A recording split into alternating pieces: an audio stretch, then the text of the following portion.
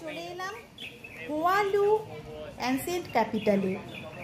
চারিপাশটা খুব সুন্দর করে ঘুরে দেখবো এবং তোমাদেরকে দেখাবো। আমাদের সবাইকে welcome and welcome back to my channel.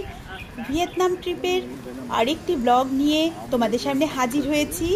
আমরা ওয়ান ডে ট্রিপে হ্যানয় থেকে গিয়েছিলাম মিন বিন সিটির অ্যানসিয়েন্ট ক্যাপিটাল হোয়ালুতে।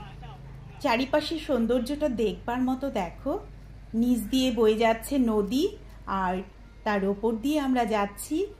এই হচ্ছে মেইন গেট। হোয়ালু মিন বিন প্রদেশের অংশ এবং ভিয়েতনামের প্রাচীন রাজধানী ছিল।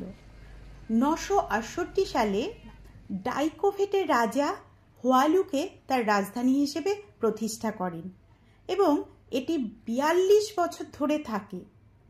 এরপরে লে রাজবংশ এটিকে তাদের রাজধানী হিসেবে ব্যবহার করে এবং